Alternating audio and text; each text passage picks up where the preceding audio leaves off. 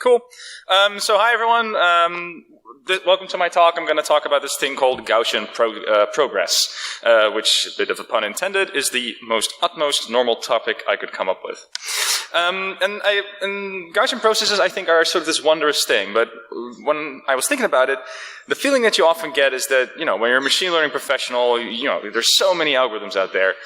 Like this might be your feeling on a day-to-day basis, and there's this pressure that you might need to keep up with all this new tech, and that can be like really, really demotivating. And this what I want to do now is this talk is not about downplaying this feeling. I think it's just there. But I do want to show like a really, really lovely hack, and that is understanding a mother algorithm. Many, many algorithms tend to share a component, and if you can just really, really understand one single component that's being used everywhere really, really well, then everything else might become easier to understand. And the Gaussian, I think, is like one of those core concepts. Because it turns out that if you appreciate what the Gaussian distribution can do, then there's lots of algorithms that are just much, much easier to grasp. And this talk is an attempt at explaining the power of the Gaussian by kind of stepping up the ladder of complexity of algorithms. So today I will literally introduce Gauss. Then I will explain the Gaussian trick for classification, clustering, and outlier detection. I will then show how you can actually make neural networks just get properties that might make them better by using the Gaussian. And then I will attempt to live code a Gaussian process. This will be tricky, but I think we will be able to manage that. So to introduce what Gauss is, there's a bit of a story about a preschool. So you have to imagine there's a town, there's a preschool, and there's a teacher, and the teacher is lazy. The teacher doesn't really feel like teaching any of the kids anything, because the teacher really just wants to do reading the newspaper. So what the teacher then says is, hey children, please add the numbers 1 until 100, and that way the children are busy doing arithmetic, and then the teacher can read the newspaper, and that was sort of the plan. But then there was one student who sort of looked at the task and sort of said, all right, this is number 1 and 2 and all the way up to 100. But what I can also do is I can just rewrite it. I can take the number 1 up until 50, and I can take the number 51 back to 100. And if I reorder the numbers this way, one thing that you then see is that, 1 plus 100 is 101, 2 plus 99 is 101, all the way up until 50 plus 51 is 101. And just by reordering things a little bit, 101 times 50 is a whole lot easier than sort of doing all the arithmetic of all the additions. So there was a student in the classroom who figured this out. And once the student figured this out, the student got bored and figured, let's think about this. And the student said, that's another thing I could also do is I can also say, take number 1 up until 100, and 100 up until 1, then you also get like 101 appear at the bottom. But now you got 100 of them, even though you're interested in 50 of them, so then you have to divide by 2, and it's also the same number. And you can also say, does this generalize? If I add this all the way up until n, can I still apply the same trick? And the answer is yes. It's the exact same idea. But by telling you this story, it's a lot easier to remember, and then you sort of realize, like, this is what mathematics is supposed to do. Math is kind of like a compiler, but for numbers in a way. And the reason why it's relevant to share this story is this actually happened. And the guy or the kid, I should say, who sort of did this, that kid's name was Gauss. This story is actually attributed to the guy who came up with the normal distribution. And the thing that I like about this story is, just like how by thinking about this building block you can sort of do arithmetic better, by understanding Gauss you can actually understand machine learning a whole lot better. The one thing that I'm always a little bit bummed out by though is like, this is a really cool story and this is inspiring and it helps you understand what is happening. But when you open a math book or a book on any topic that's like this, they typically explain it by showing you this dry formula, which is a bit of a bummer. So what I'm going to try and do now is I'm going to go in depth into this Gaussian thing, literally, but what I'm going to try and do is omit this and focus on this. So that does mean that I'm going to sort of ignore a whole bunch of details which in the end are important, but what I'm trying to achieve here is intuition. So there's a certain shape. This is the normal distribution. And the idea is, like, there's lots of stuff in the center, and there's some stuff on the sides, but a lot of stuff in human nature sort of resembles this in some way. Not perfectly, but like human height. There's a sort of a Gaussian-like distribution, and human weight, tons of stuff. And again, this is the shape, this is the formula. But why is this useful? Well, because you can do some clever hacks with it.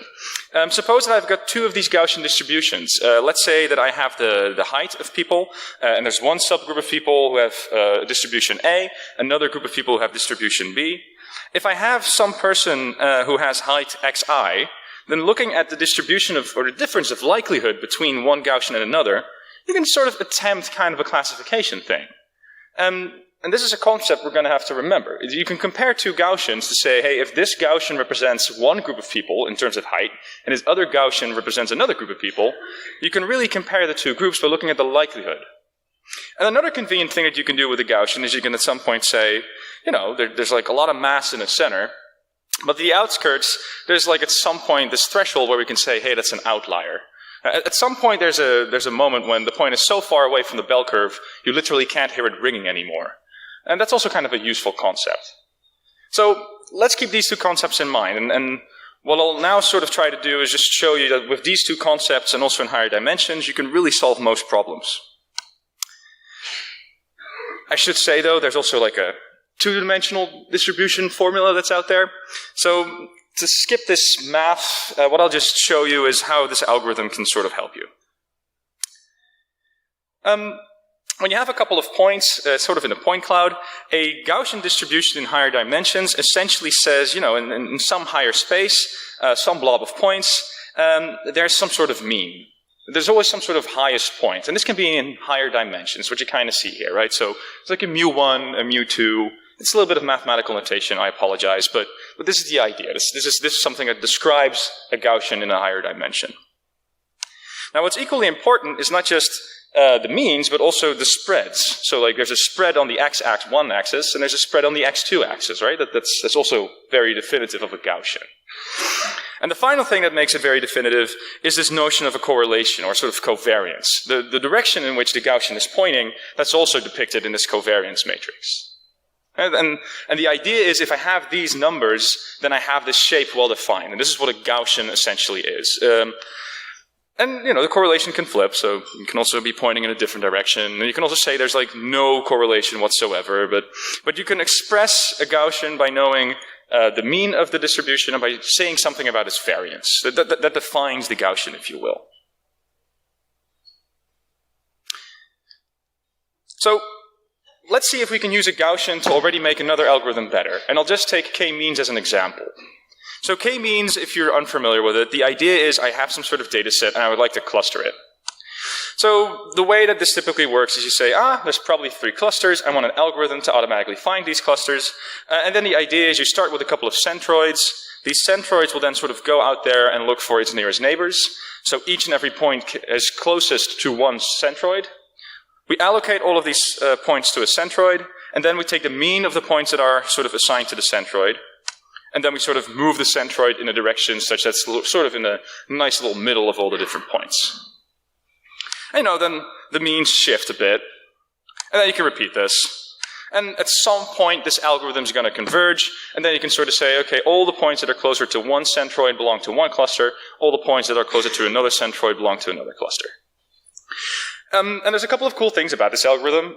Like, it will always converge. At every time you do this thing, the total distance between the centroids and its neighbors decrease, so you can prove that this actually will converge. But it's also a very nice two-step approach. Like, there's one step where you say, I'm looking for all my neighbors, and there's another step where you say, hey, given the neighbors that I have, I want to make like a good move in the right direction. But this algorithm doesn't make much sense if you think about it, because there's a lot of stuff that's iffy about it. Suppose that I have this as a starting point, and then I have these two centroids. I mean, sure, what I can sort of do is I can say, let's divide them up. But for all of these blue dots that I have here in the middle, I don't think a hard allocation to either of these clusters makes sense. Because the idea is, it might be soft clustering at best, but at this particular point, I think it's a really weird idea to say, you, member of my population, belong to one cluster and one cluster only. It might make sense to say, no, you can be like part of one cluster for like 30%, part of another cluster for like 70%. So how about what I'm going to do is I'm going to replace the notion of a centroid and just put a Gaussian in there. So what I'm going to try and do is instead of saying, hey, there's a center that I'm sort of following and all the points belong to it, I'm just going to do the exact same thing, but I'm going to be moving a Gaussian in this sphere. And the nice thing there is because I have a likelihood distribution, because, you know, I can map to some sort of likelihood, then maybe I can do soft clustering and I get some other benefits from this as well. And there's some text saying what I just said. So the idea is, You start out with two Gaussians. They can sort of be out there in space. And what you're then going to do is you're going to say, okay, we're going to sort of try and figure out for every single point to what Gaussian distribution the point might have belonged to. And in this example, I hope you can see from the beamer, but there's like a lot of red dots. Those are obviously closer to the red distribution than to the green one. And there's a couple of bright green dots, which are obviously part of the green distribution. And there's some sort of teal, turquoise, bluish dots sort of in the middle, where we're a little bit unsure. And then the idea is that now that I've sort of figured out which neighbors are sort of associated, what I can do now is I can say, all right, then using sort of a weighted moving average, if you would, that's what I'm going to use to sort of move the Gaussian in a new step. And it's, again, just the same as with k-means, except I'm moving a Gaussian around. That's the difference. And then the nice thing is what you can do is you can sort of move this around, and then at the end you can say, hey, again, I've sort of clustered my things. And what you can then do is you can sort of say, well, there's this one member that's not really part of any cluster. But this is a way of clustering that also allows for covariances to sort of say, hey, it's not a perfect circle what I'm doing with this k-means, it's sort of a different shape. And this is basically k-means, but in my opinion, just better. And it's just a consequence of the fact that, you know, there's this distribution that we can go ahead and use. And again, this is it. The intuition is just this. Now, there's also a GIF that shows how this sort of works. You can get this from Wikipedia. But the downside is if you really want to sort of look for a Gaussian distribution, or this is called a mixture model, if you're going to go ahead and Google what this is like, I believe it's on the next slide, what you're going to get is this formula and this formula. And if you understand Gaussian distributions, this is great, because this is sort of a deep dive. Once the intuition is there, you can use this to really fundamentally go on the lower level to sort of figure out what exactly is happening and how this algorithm might be efficient.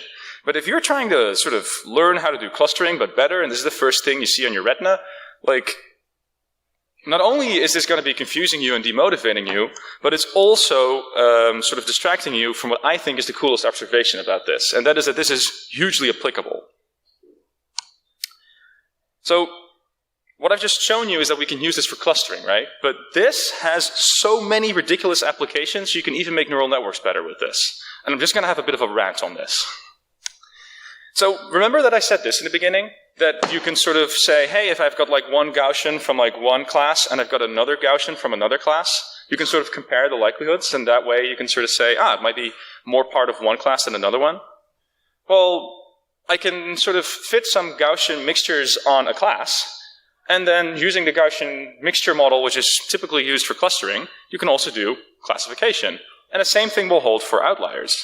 So suppose I had this data set, and again, it's a bit contrived, but what I could do is I can say, I have some sort of group A, I have some sort of group B, I have some sort of group C, and then the idea sort of is, well, take everyone from group A, take them separate, train a Gaussian mixture on that.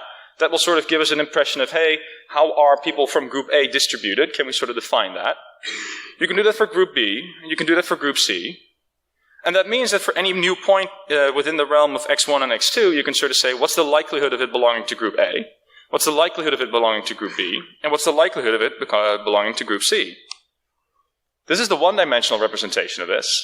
This is a two-dimensional representation of this. And oh yeah, by the way, if you do this, you kind of get outlier detection for free. The cool thing is, at some point you can say, you know, this point is so far away from any distribution of the classes I've seen that I can simply yell, this is an outlier, this is not something that I can do. And the funny thing is, this is a huge safety mechanism in machine learning. There are very few algorithms out there that have a way of describing, look, this data point is so far away from anything I've seen, I am now maybe saying that I don't want to automate this decision. Being able to do that, being able to say, hey, this is maybe an actual outlier, it's really far away from anything I've ever seen, that's a really, really convenient property. And this is just fitting a bunch of Gaussians to some data, but already we see that it can be used for clustering, for classification, and outlier detection in one. There are very few algorithms that actually do this. And by the way, this is all probabilistic. So if you're into probability theory, you get all sorts of properties here that you can really use. And if you're into maths, because everything is a Gaussian here, you know, there's lots of convenient tricks that you can do, and the math is quite solvable. And the final detail, a Gaussian mixture can fit pretty general shapes of data. You might have to tweak the parameter that says how many Gaussians am I going to throw into the mix. So that's a fair problem. That's a bit of a detail. But very weird and arbitrary shapes can be fitted with this. If your data is sort of not linearly separable, this trick will totally work. And I'm not just saying this, I actually implemented this. So what I have here is an example of the 2 moons dataset from scikit-learn. And what you can see is that, I hope you can see from the beamer, but what I've essentially said is, hey, I'm just fitting a bunch of Gaussians here. And once it's done fitting, this is sort of the likelihood distribution. So you can see that there's like some peaks here. So those are the peaks of the Gaussian distribution, if you would. And together they can form a really nice arbitrary shape. But once this is fitted, I can say there's some sort of threshold around it, and please do outlier detection. Any yellow point here is considered an outlier. Any purple point here is considered good enough to make maybe a prediction. And you can tweak sort of how far you want the spread to go. You can sort of tweak when you can say it's an outlier or not. Again, because it's a probability distribution. You can quite easily do this. And another thing, you can also say, well, suppose that one of the moons was from one class and another moon was from another class. You can also get a nice classification boundary, and you can also still work with probabilities. And because everything is, again, a Gaussian distribution, you can do math with this stuff afterwards as well. If you feel like playing with this, me and a bunch of colleagues and friends, and like I've even had a guy from Brazil contribute to this project now. We've made this project called Scikit-Lego, and the idea is that we just have some Lego bricks that really fit well to the scikit-learn ecosystem, but that might be missing. It's kind of an opinionated package. I'm kind of sort of, it definitely is opinionated. It's basically if me and Matthijs agree, then we add it. But if you want to play with the GMM classifier or the GMM outlier detector, go ahead. It's implemented. We'd love for people to use it. Definitely have a play with this. It is scikit-learn compatible. So it's not every day that you come across an algorithm that can do all of this stuff. And I think that's actually fairly impressive, if not inspiring. Because if you can just understand the Gaussian, then you can pretty much already do half of what you want to do in data science. But these days it's fairly, hip and stuff. We should talk about deep learning. So what I just want to show now are just like 2 examples of how you can use this sort of Gaussian mixture knowledge to make neural networks behave maybe better. And one thing that you can do is you can say, how about I just glue some Gaussians on top of a neural network? What will happen? And here's an example of something called a density mixture network. The idea is just some sort of X goes in, but at some point before the final output, there's an intermediate layer where you say some of the output nodes are called mu nodes, and some of the output nodes are called sigma nodes, and some of the nodes are called pi nodes. The idea being that you have a mu1, for example, that's a mu of a Gaussian. You have a sigma 1, which is the sigma of a Gaussian. And pi then says, for this particular X, does this Gaussian have a lot of influence on the prediction, yes or no? And by doing this, this neural network suddenly has like a multi-peaked output. It's not a single point estimate that it's giving. It's actually being trained to learn a proper probability distribution. Not a whole lot of neural networks can do this, but by just putting some Gaussian sauce on top of it, you get properties that you might want. Now, there's still like numerical downsides to this approach. Like I'm not suggesting this is it works for everything, but just the whole act of, hey, I'm just applying some Gaussian sauce to the mix gives you properties to a neural network that you might need. And there's the mathematical details. Another thing that you can do, which I think is the cooler trick, you can also add other probabilistic properties with a mixture. So take an autoencoder. Typically what happens when you have an autoencoder, stuff goes in and then the same thing should sort of go out, but you squeeze it down to a latent state, and typically what happens is things that are different suddenly go into different clusters within that space. And if that happens, I mean, one thing you can then do is train a Gaussian mixture on that. So what you can do is you can say, hey, there's just a bunch of Gaussians trying to sort of learn what the embedded state is like. And if you then sort of rearrange what that means is, that essentially means that when the encoder takes something and puts it into a latent state, you have a low-dimensional representation of a data point that you can give to the Gaussian. You can do classification with that. You can also do outlier detection with that. But what's even cooler is you can also say, hey, suppose that, I want to decode one of these circles. Because they're all Gaussians, it's also very easy to sample from it. So it's quite easy to sort of say, hey, you know what? I just want to have a random 0 in this particular case. Could you please generate one for me? And this sounds like a cool idea, so I figured I'd just build this. And what I did is there's this data set called MNIST. I use MNIST for this, and there's this other data set called Fashion MNIST, which is sort of the same thing, but for fashion. So what you see here are just some sampled outputs. For every number, I trained a 6-dimensional Gaussian embedding, and I said, okay, sample from a 0 Gaussian and put it into the decoder.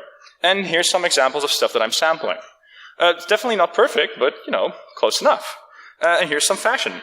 I will say, I don't, yeah, so there's a bunch of shoes, and at some point, you know, I do want to mention it's not really a perfect rendering, but I'm definitely onto something here. And there's like settings of the neural network that you can tweak here.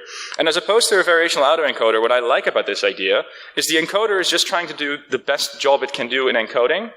And once that's done, then I'm going to introduce probabilistic aspects. Sort of a two-step approach in that sense. But another cool thing about this is what I can do is I can say, hey, how about I sample now, not from the Gaussians, but just from that space. I'm just going to sample a random point. And when I decode that, what comes out is gibberish. So this mixture that's happening in the middle is definitely doing something.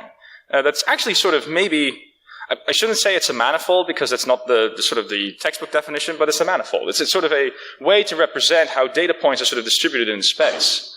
So that's a convenient property. And again, the only thing I did was I just took a textbook autoencoder and just put GMM in there, and suddenly I have all these very cool properties. And note, the shape, it can be a non-normal shape in here. Because it's a mixture, it'll just try to fit an arbitrary shape. But again, like a better algorithm because I was doing something with the Gaussian. A final thing that's kind of cool. So suppose you have all the zeros in latent space. If you're going to fit a 6-dimensional Gaussian mixture on that, then the mean of every single one of those Gaussians might represent a slightly different style. Because again, it might be the case that the zeros also have clusters within them. That's 15 minutes? Perfect. And then the nice thing is, by going over all of these means, you kind of also get a glimpse of different styles. Apparently there are a couple of zeros that are more skewed like this, and a couple of zeros that are like perfect round circles. And from an artistic perspective, it's also kind of interesting. This is kind of a way of saying, hey, I'm classifying and clustering and generating at the same time. And again, I know of no algorithm that can do all 4 of those things, besides this sort of approach. And again, the only thing I did here was just do some stuff with Gaussians.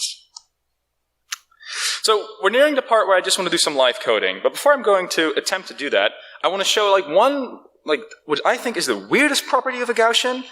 And this is sort of this weird meta thing, and I have about 10 minutes to explain it. So if you have coffee, now's the time to drink it.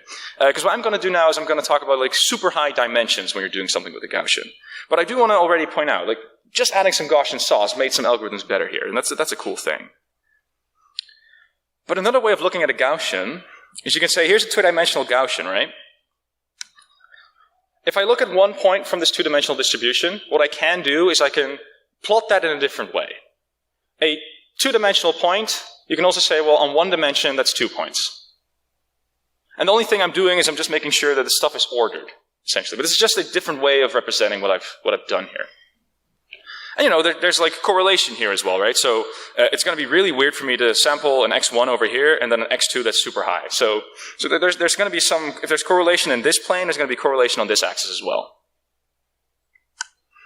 And it's going to be hard to draw like a 5-dimensional Gaussian in sort of this space, but it's quite easy for me to draw a 5-dimensional Gaussian in this space.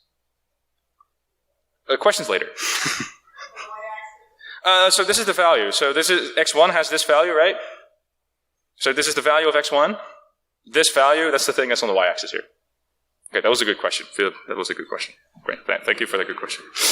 But then you got to wonder, okay, so how can I change maybe this? Because this kind of looks like a time series. It feels like something is changing over time, right? So this is interesting.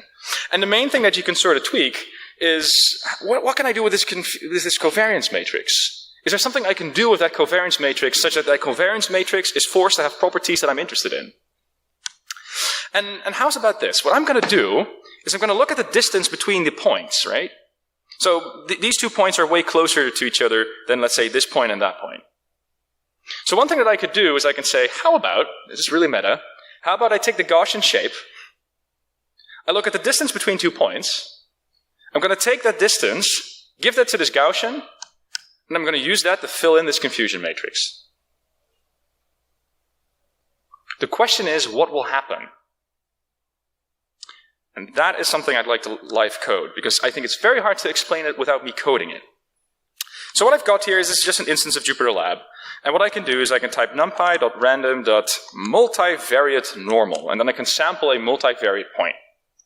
And what I'll just do is I'll just say I've got some variable called mu, which is just np.zeros, and let's just say that k is equal to 2. So this is a two-dimensional, like an array with two things in it, and they're both zeros.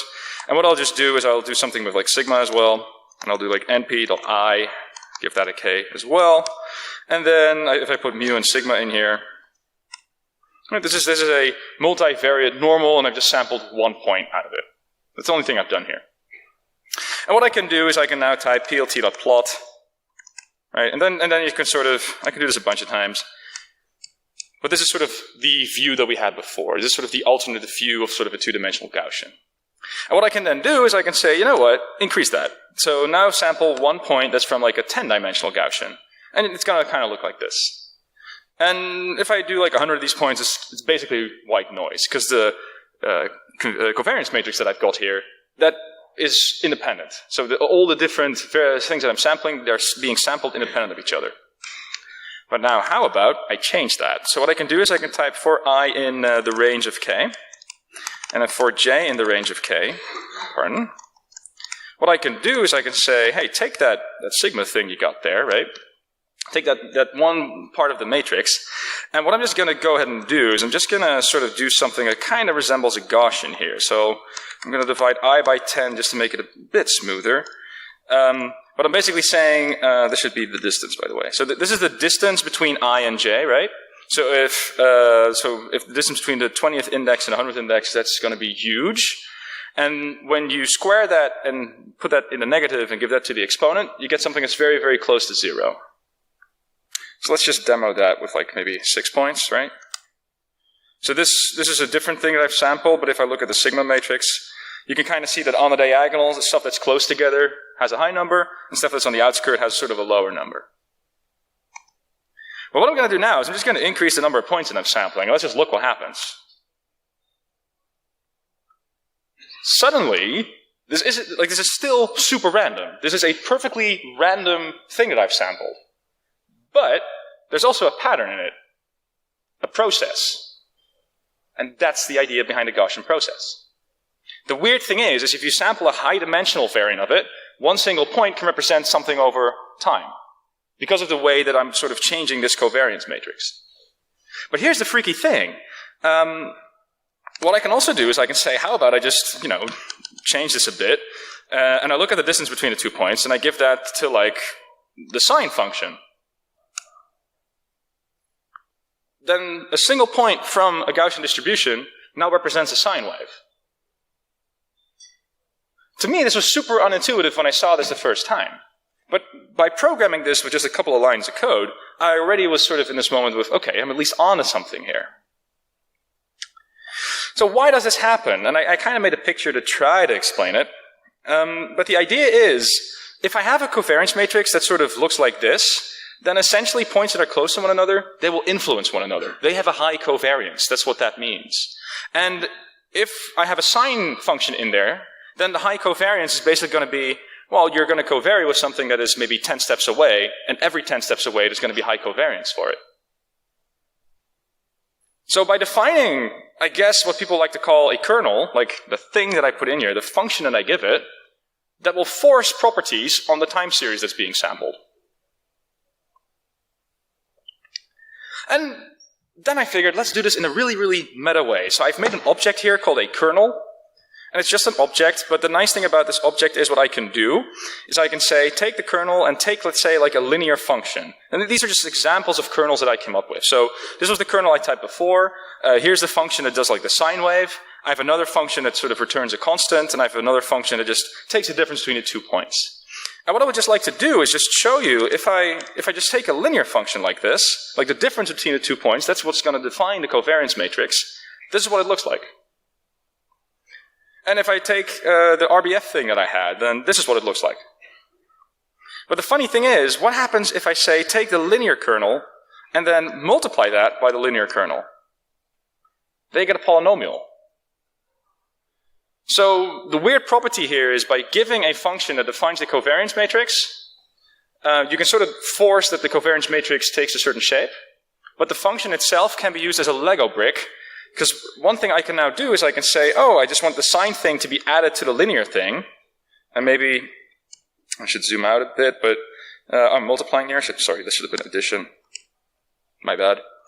But now there's like a linear pattern being added to something that repeats. But the cool thing is, what you can also do is you can take that linear pattern and multiply that by something that repeats, and then you get the seasonal aspect that sort of changes amplitude over time. So the funny thing is, you can do stuff to these functions, and they're kind of like Lego bricks that sort of have a cookbook, if you will. And there's actually a PhD who wrote a thing called the kernel cookbook. And the only thing it does is it explains all these different kernels and how you can multiply them together to sort of get arbitrary shapes. But then, how do you make predictions with this? Well, that's the really mind-boggling thing. If I have a normal two-dimensional Gaussian like this, if I have an xi value over here, then this will constrain what values this xj value can take. If my xi value is over here, the xj is not going to be down here. There's a constraint on that. That's probabilistic. That's something that the Gaussian will provide for you. But this will also happen on this view.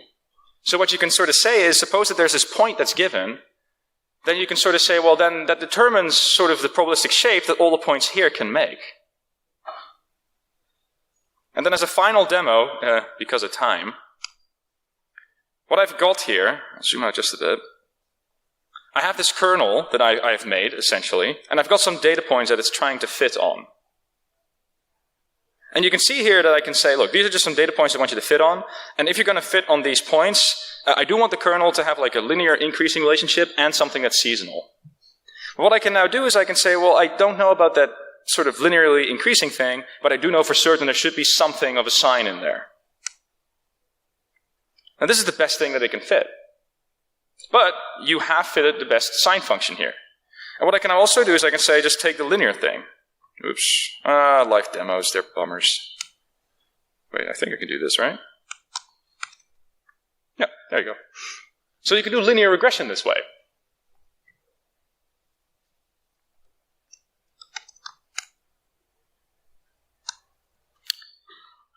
So what did I just do?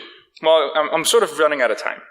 But what I hope I've just quickly been able to do is hopefully I've been able to give you some intuition on some things that might not have been obvious. And that's that the Gaussian is actually sort of everywhere in data science. It's this distribution, it's a thing, it's basically everywhere, and knowing about it really helps out.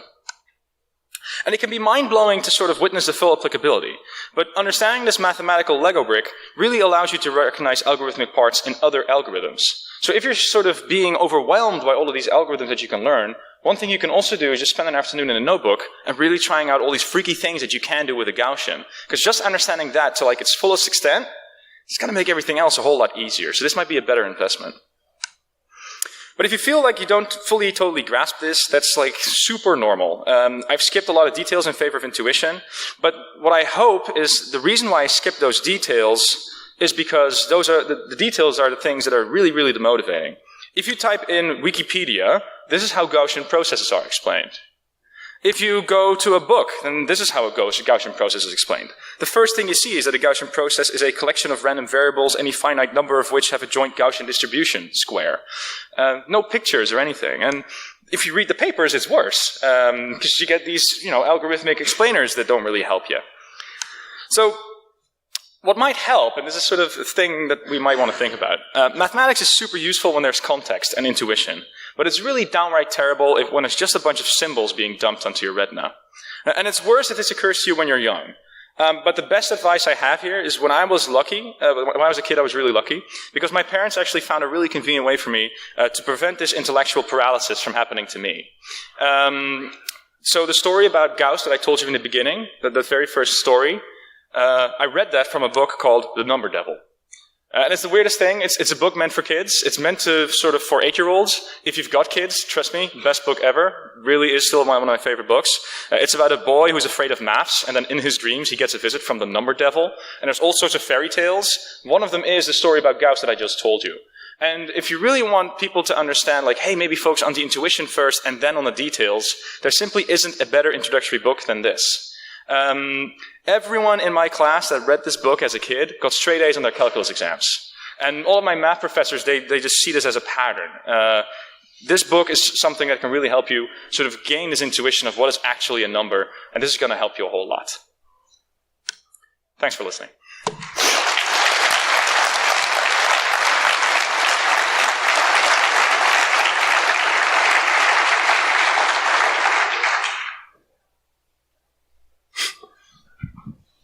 Okay, so any questions? Question. Yes, here's one. Thanks for the talk. Maybe it's a stupid question, but if you go to the parallel coordinates and so you say there's a distance between the dimensions. This stuff. Right. Yeah. Yep. So there is you said it looks like a timeline, but if it's not a timeline, if the distance between dimensions is not, it's arbitrary. So technically, it could also be spatial. Right? You can have, right now it's just one axis, it can also be spatial. The intuition still applies, but then you got higher dimensions upon higher dimensions, but the trick still applies. The idea is you have some sort of a kernel that says, given the distance sort of between 2 points, what can I do to the covariance matrix such that they behave in a way that I deem important? But this also works for higher dimensions. I will say, though, I chose not to discuss that due to the serious amount of confusion I might introduce this by doing so. But distance is a interpretation, and time is sort of an easy explained thing. But it can also be other things than time. If you're reading stuff on Bayesian optimization, then that distance is just distance in hyperparameter space. But it cannot be random. No, I think, also the thing here is we're talking about math, so there might be someone in the audience who says, I know a detail that you don't, so I'm kind of afraid to say that, but no, I would argue that you need to have some sort of meaning going into the kernel in order for a covariance matrix to really mean anything. Thank you. If you have a cool counterexample, like come to me afterwards, I would be interested in that. Yes. Thanks a lot for the talk. I really appreciate the intuitive approach. And my question is about slide 51, I think. There you have... That's it's actually oddly amazing. Specific, but well done.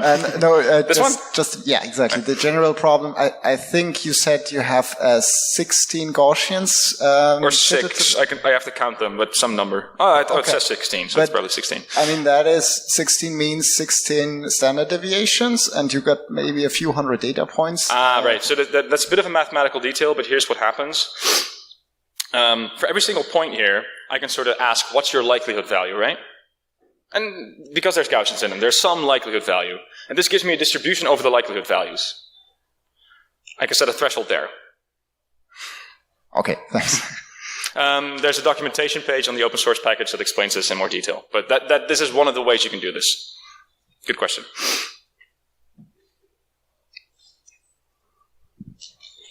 Hi.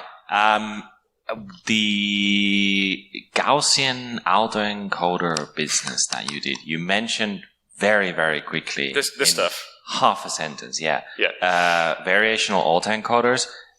This is not a variational autoencoder. Could you say a little bit about the relationship of to variational autoencoders? So the actual history of this was I kind of figured like, hey, I want to add something probabilistic to my encoder. And then I came up with Vincent's autoencoder. Unfortunately, that name was already sort of taken. That's part of the story. But the idea, the thought here is a variational autoencoder changes the cost function. Right? So the steps that sort of the gradients are taking are being influenced by the fact that the center space has to be a Gaussian distribution. Note that I believe typically it has to be a standard normal distribution, so not a mixture. It has to be a single Gaussian. That's what a variational autoencoder typically does. What I'm doing here is I'm saying, I don't want to constrain the autoencoder anyway, so let's just train that. And once that's a given, then take that latent state and then train an autoencoder, sort of a Gaussian mixture on that. So it's more of a two-step approach. I'm not adapting the cost function whatsoever with this idea. And I believe this approach has merits to it. There might be some potential benefits, but yeah, the Vincent's autoencoder was not going to be a good paper. Okay, any more questions? Questions? No questions? Okay. Yeah?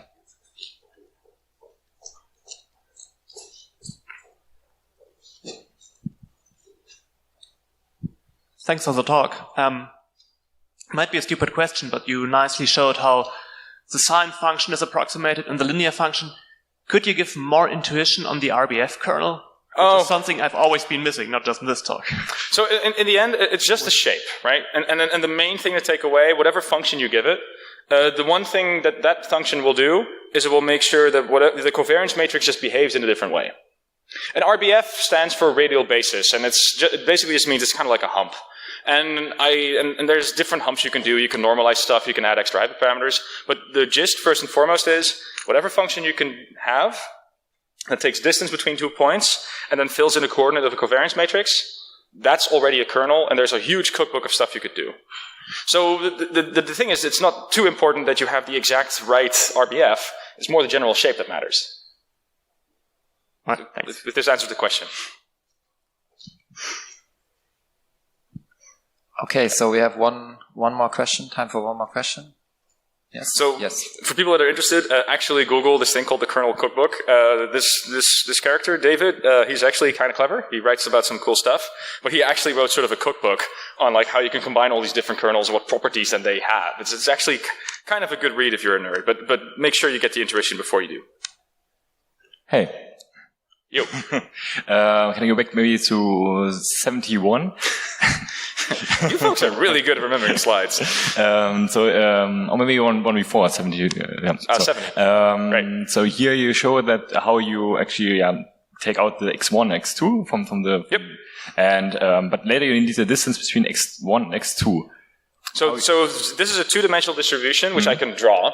A five-dimensional distribution is kind of hard to draw on a two-dimensional plane, but this red dot, it has a very high x1 value, and it has a very high x2 value. The x2 value is slightly higher than x1, so x1 is slightly lower here than x2 is. Green is the other way around, and blue, they're super, super low. So the interpretation of the values here is, you can see the mouse, right? So the interpretation of the values here is, whatever value I have here on the x1 axis, that's the value I see there. And the V value was? Speak up a bit. And the V value was? I mean... and this V value, so this is the value of x1 here. That's this value. So it's just when I have this dotted line here, I have some sort of value on the axis. That's the dot high TC here. The only thing I'm doing here is I'm just sorting x1 up until x2. I'm only sorting on the x-axis here. The actual value that you have here from here to here, this value that hits this axis, that's the value you have here. Okay. Okay, thank you very much, Vincent, for the great talk. Another round of applause, please.